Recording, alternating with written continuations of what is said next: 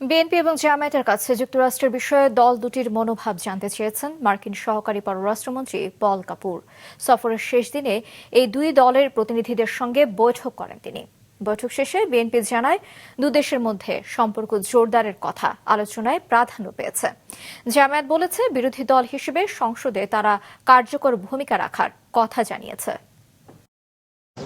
3 দিনে ঢাকা সফরের শেষ দিন সকাল থেকেই ব্যস্ত সময় পার করেন যুক্তরাষ্ট্রের দক্ষিণ ও মধ্য এশিয়া বিষয়ক সহকারী পররাষ্ট্রমন্ত্রী পল কাপুর। সকালে গুলশানে যুক্তরাষ্ট্রের রাষ্ট্রদূতের বাসায় বিএনপির 6 সদস্যের প্রতিনিধি দলের সঙ্গে তার বৈঠক হয়। বৈঠক শেষে বিএনপির স্থায়ী কমিটির সদস্য আব্দুল মঈন খান জানান, দ্বিপাক্ষিক বিভিন্ন বিষয়ের পাশাপাশি বিএনপির বৈদেশিক ও অর্থনৈতিক নীতি নিয়ে আলোচনা হয়েছে। আমেরিকা যুক্তরাষ্ট্রের সঙ্গে আমাদের যে ডিপ্লোম্যাটিক রিলেশন সেটা, দ্বিতীয়ত আমাদের যে বৈদেশিক সম্পর্ক সেটা, এবং তৃতীয়ত আমাদের সঙ্গে তাদের যে অর্থনৈতিক সম্পর্ক সেটা, এই তিনটি বিষয় আমাদের আলোচনা।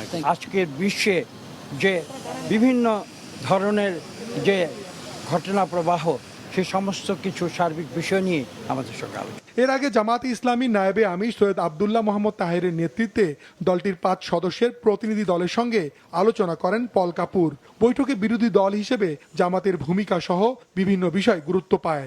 বাংলাদেশের যে নতুন পার্লামেন্ট শুরু হচ্ছে, সেখানে সরকার দলীয় এবং বিরোধী দলীয় যে রোলের ব্যাপারটি আছে সে ব্যাপারে জানতে চাইছে জামাত কি রোল প্লে করবে। আমরা বলেছি জামাত ভাইব্রেন্ট এবং স্ট্রং রোল আমরা প্লে করব। দুপুরে শহীদ রাষ্ট্রপতি জিয়াউর রহমান এবং প্রয়াত সাবেক প্রধানমন্ত্রী খালেদা জিয়ার কবরে শ্রদ্ধা জানান মার্কিন সহকারী পররাষ্ট্রমন্ত্রী। বৈঠক করেন প্রধানমন্ত্রীর পররাষ্ট্র বিষয়ক উপদেষ্টা হুমায়ুন কবিরের সঙ্গে। যোগ দেন পররাষ্ট্র মন্ত্রণালয়ের আয়োজিত ইফতারে। মাশরুক রাহাত, মাছরাঙ্গা সংবাদ, ঢাকা।